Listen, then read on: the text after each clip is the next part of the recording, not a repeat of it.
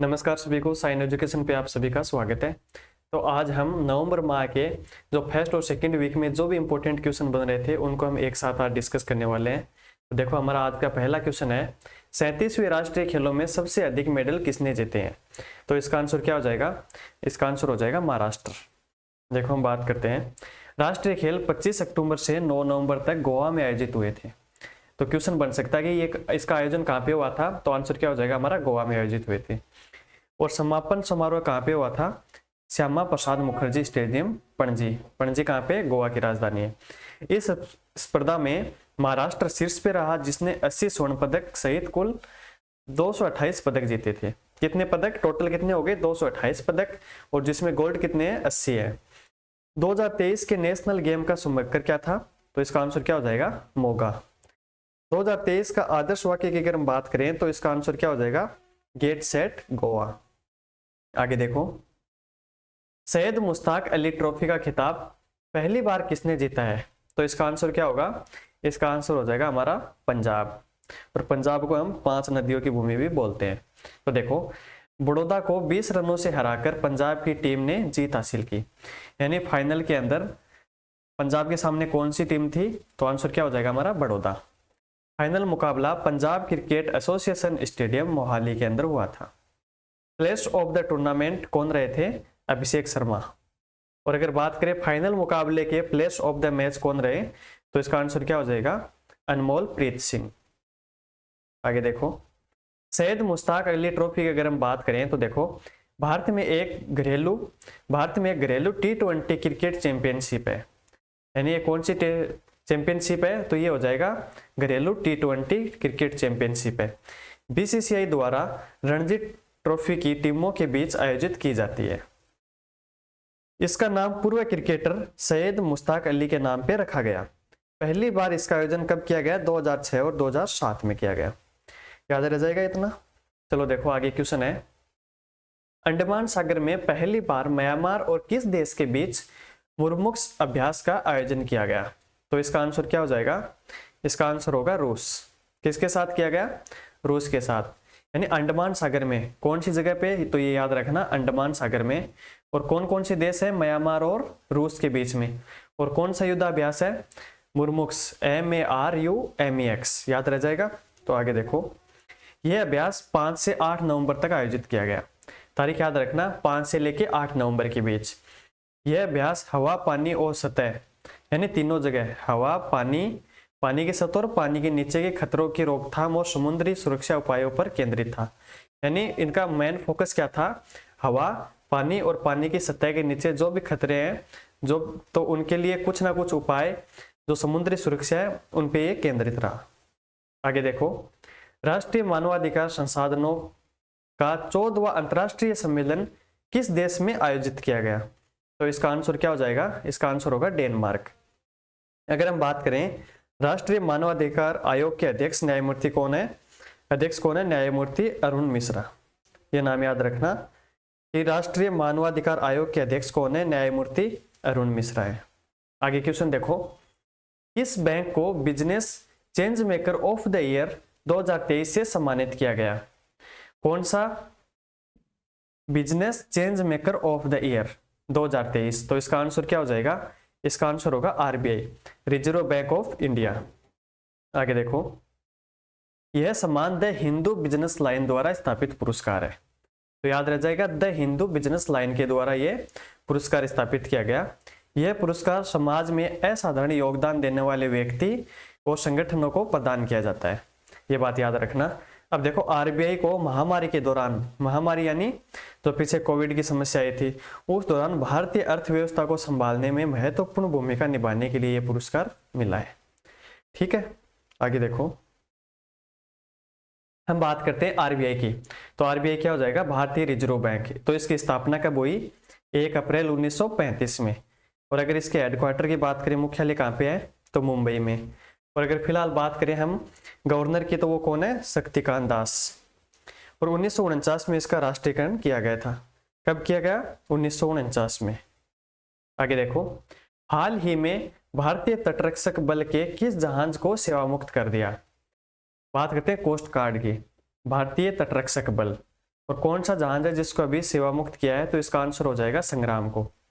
देखो बात करते हैं, इस जहाज को 14 फरवरी 1996 को भारत के तत्कालीन प्रधानमंत्री किसके द्वारा, पीवी नरसिम्हा राव के द्वारा ये कमीशन किया गया। यह कमांडर कोस्ट गार्ड क्षेत्र के परिचालन कमान के तहत मुंबई में स्थित था। कौन सी जगह पे, मुंबई में। और अभी इसको क्या कर दिया, सेवा मुक्त कर दिया। याद रखना इसका आंसर क्या होगा, संग्राम। आगे देखो, भारतीय तटरक्षक बल की स्थापना कब की गई, तो इसका आंसर क्या हो जाएगा, 1 फरवरी 1977 में। याद रखना इंपॉर्टेंट है, 1 फरवरी 1977 में। और अगर बात करें तटरक्षक दिवस कब मनाया जाता है, तो आंसर क्या हो जाएगा, 1 फरवरी। और वर्तमान इसके महानिदेशक कौन है, तो इसका आंसर क्या हो जाएगा, राकेश पाल। और अगर हेडक्वार्टर की बात आए तो आंसर क्या करना है हमको, नई दिल्ली करना है। आगे देखो, किस राज्य सरकार ने प्रोजेक्ट डॉल्फिन को जारी करने का आदेश दिया है। किस राज्य सरकार ने, कौन सा प्रोजेक्ट है, प्रोजेक्ट डॉल्फिन है, इसको जारी करने का आदेश दिया है, तो इसका आंसर क्या हो जाएगा, इसका आंसर होगा हमारा तमिलनाडु। नेक्स्ट क्वेश्चन देखो, केंद्रीय जांच ब्यूरो के संयुक्त निदेशक के रूप में किसे नियुक्त किया गया। इसके केंद्रीय जांच ब्यूरो, तो इसका आंसर क्या हो जाएगा, वी चंद्रशेखर।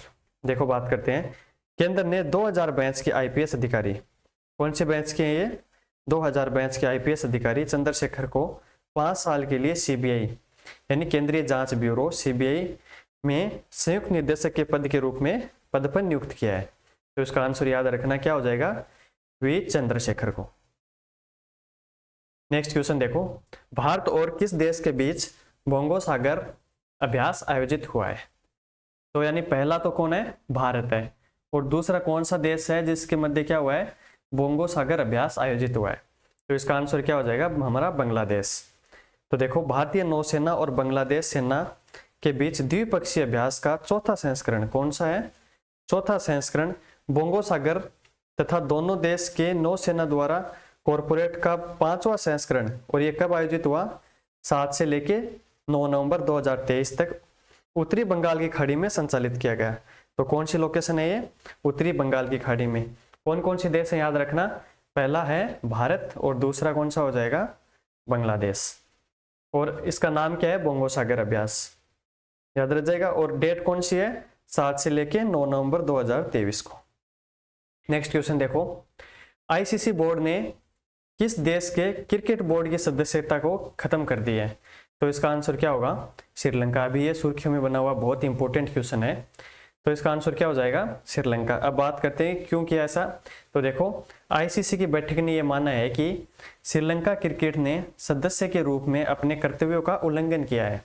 अब क्या उल्लंघन किया है, तो आगे देखो, श्रीलंका में विशेष रूप से क्रिकेट बोर्ड के कामकाज को स्वायत्त से चलाने और क्रिकेट के प्रबंधन, विनियमन और प्रशासन में सरकारी हस्तक्षेप नहीं किए जाने के नियमों का क्या किया है, उल्लंघन किया है।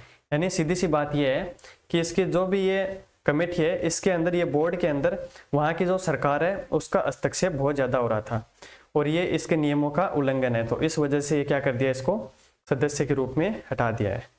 आगे हम बात करते हैं, अंतर्राष्ट्रीय क्रिकेट परिषद की स्थापना कब हुई। तो इसका आंसर क्या हो जाएगा, 15 जून 1909 में।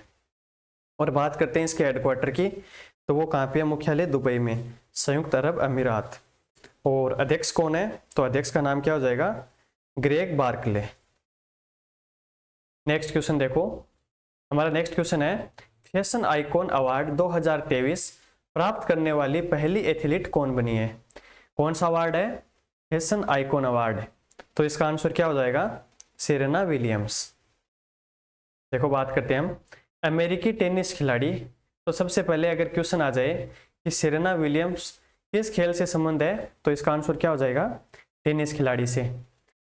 सेरेना विलियम्स को council of fashion designer of America का 2023 फैशन आइकॉन अवार्ड मिला है। तो अवार्ड का नाम याद रखना, फैशन आइकॉन अवार्ड, और ये कहाँ का है, अमेरिका का। अगर बात करते हैं, सेरेना विलियम्स ने 23 ग्रैंड स्लैम महिला एकल खिताब भी जीता है। आगे देखो, उन्होंने विंस विलियम के साथ महिला युगल में 3, 1 एकल में और 4 ओलंपिक स्वर्ण भी जीते हैं। आगे देखो, अक्टूबर महीने के ICC player of the month कौन बने हैं। तो इसका आंसर क्या हो जाएगा, रचित रविंदर। और ये कौन सी टीम से है, तो इसका आंसर क्या हो जाएगा, न्यूजीलैंड से। आगे देखो, दुनिया की पहली रोबोट सीईओ कौन बनी है। यानी सीईओ तो आपको पता है, लेकिन ये पहली रोबोट है और इसका नाम क्या हो जाएगा, मिक्का। तो देखो, डिक्टाडोर कंपनी ने मिक्का नामक दुनिया के पहले ह्यूमनॉइड रोबोट को सीईओ नियुक्त किया है। कौन सी कंपनी है, डिक्टाडोर कंपनी, और ये कहाँ की है, तो ये कोलंबिया की कंपनी है। तो याद रखना इस रोबोट का क्या नाम है, तो आंसर क्या हो जाएगा, मिक्का। और ये पहला ह्यूमनॉइड रोबोट है जिसको सीईओ नियुक्त किया है। आगे देखो, सुप्रीम कोर्ट में मिट्टी कैफे का उद्घाटन किसने किया है। कौन सा कैफे है, मिट्टी कैफे का उद्घाटन, और कहाँ पे, सुप्रीम कोर्ट में। तो इसका आंसर क्या हो जाएगा, DY चंद्रचूड़ ने।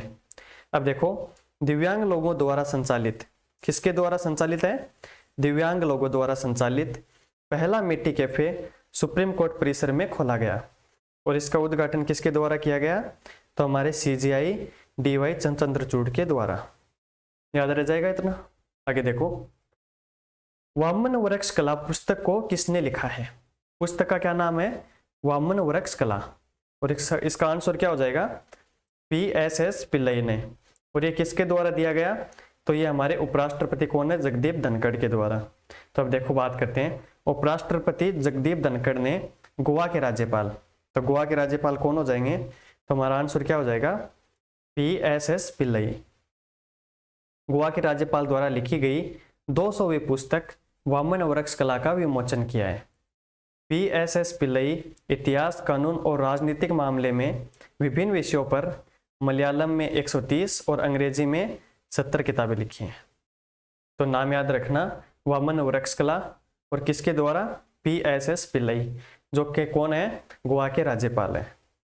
नेक्स्ट क्वेश्चन देखो, 19वें कलाकार पुरस्कार से किसे सम्मानित किया गया है। तो इसका आंसर क्या हो जाएगा, इसका आंसर होगा अपोलिनोरिस डिसूजा। देखो, कलाकार पुरस्कार के 19वें संस्करण का पुरस्कार कोंकणी गायक, यानी कहां से बिलोंग करते हैं, तो कोंकणी गायक, गीतकार और संगीतकार कौन है, डिसूजा को दिया गया। कलाकार पुरस्कार की स्थापना कब हुई, 1905 में। तो इतनी बात आप इसके साथ में याद रखना। नेक्स्ट क्वेश्चन है, विश्व पशु स्वास्थ्य पर 33वां सम्मेलन कहाँ आयोजित किया जा रहा है। तो इसका आंसर क्या हो जाएगा, नई दिल्ली। कौन सा है, विश्व पशु स्वास्थ्य 33वां सम्मेलन। याद रखना कौन सा सम्मेलन है, 33वां, और ये कहाँ पे, नई दिल्ली में आयोजित हो रहा है। देखो, 33वां सम्मेलन 13 से 16 नवंबर तक आयोजित किया जाएगा। इस सम्मेलन में भारत समेत 36 सदस्य देश भाग लेंगे। तारीख याद रखना, 13 से लेकर 16 नवंबर तक, और इसमें भारत समेत 36 सदस्य देश भाग लेंगे। यह सम्मेलन हर 2 साल में आयोजित किया जाता है, यानी प्रत्येक 2 साल बाद इसका आयोजन किया जा रहा है।